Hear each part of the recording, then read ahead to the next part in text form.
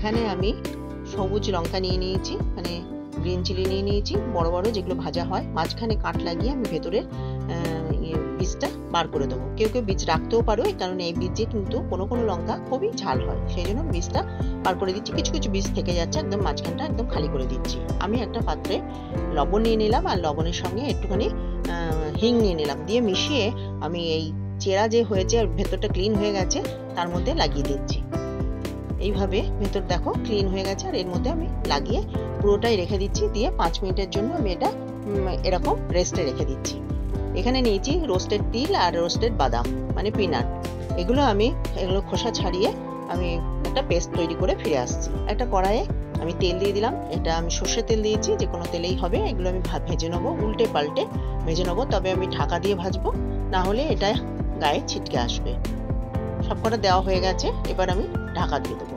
ঢাকা দিয়ে এরকম ভেজে নেবো, এবং ঢাকা খুলে মাঝে মাঝে আমি উল্টে পাল্টে নেবো, উল্টে দেবো। এইভাবে আবারও আমি ঢাকা দিয়ে দেবো, এইভাবে আমি ভেজে নেবো। দেখো ভাজা হয়ে গেছে, লাল লাল হয়ে গেছে। এবার আমি সম্পূর্ণটা তুলে নিচ্ছি, একটু নরম হয়ে গেলেই তুলে নিতে হবে। তুলে নেওয়া হয়ে গেছে। এবার আমি সেই তেলের মধ্যেই জিরে দিয়ে দিচ্ছি, আর একটু হিং দিয়ে দিচ্ছি।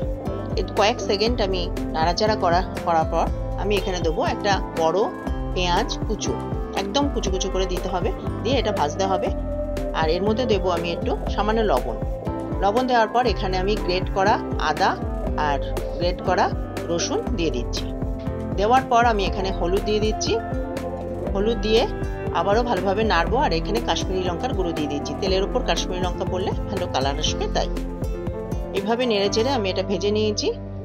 ভেজে নেওয়ার পর এখানে আমি 3টে চেরা কাঁচা লঙ্কা আর ধনের গুঁড়ো দিয়ে দিলাম, আর এখানে যেটা তিল আর বাদামটা পেস্ট করেছিলাম সেটা দিয়ে দিলাম। দিয়ে ভালোভাবে কষিয়ে নেবো। কষানোর পর আমি সামান্য একটু জল দেবো, যাতে তলা না লেগে যায়, কারণ বাদাম আছে এখানে। ভালোভাবে কষানোর পর এখানে দিয়ে দিলাম যে লঙ্কার পাউডারের ঝাল আছে, সেই লঙ্কার পাউডার দিয়ে দিলাম, আর দই দিয়ে দিলাম। দইটা ভালোভাবে ফেটিয়ে দিলাম, আর এই সময় একটু ফ্লেম লো করে দিলাম। দিয়ে এটা ভালোভাবে নেড়ে এটাকে কষাতে হবে, আর আমি ঢাকনা দিয়ে দেবো। ঢাকনা দিয়ে এটা কষাবো। দেখো অনেকটাই কষে গেছে।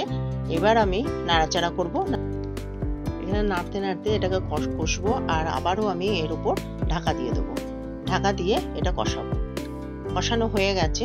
এবার আমি এর মধ্যে দেবো গরম মশলা, আর দেবো একটু সামান্য চিনি, 1/2 চামচ চিনি দিলাম। দিয়ে আবার মিশিয়ে নিয়ে এটাকে কষিয়ে নিতে হবে।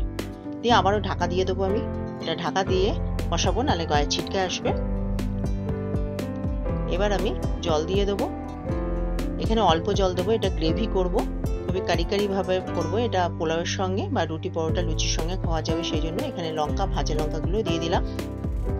লঙ্কাগুলো দিয়ে এবার নাড়াচাড়া করে মশলা উপরে তুলে দিয়ে আমি এই ঢাকনা দিয়ে 2-3 মিনিট আমি কষিয়ে নেবো। এর মধ্যে ধনেপাতা কুচো দিয়ে দিলাম। ধনেপাতা কুচো দিয়ে আবারও আমি ঢেকে দেবো। এবার ঢেকে দিয়ে আমি 1 মিনিট হতে দেবো। এবার হয়ে গেছে, দেখেই বোঝা যাচ্ছে হয়ে গেছে। উপরে তেল উঠে এসেছে এবং লঙ্কাগুলো বেশ নরম হয়ে গেছে। এখানে দিচ্ছি ধনেপাতা। এই রেসিপিটা যদি তোমাদের ভালো লেগে থাকে তাহলে অবশ্যই লাইক করো, শেয়ার করো, আর আমার চ্যানেলকে সাবস্ক্রাইব করতে যতটা সুন্দর হয়েছে। আজকে এই অবধি, অন্য কোনো নতুন রেসিপি নিয়ে অন্যদিন হাজির হয়ে যাবো। চলো আজকে এই অবধি, অন্য কোনো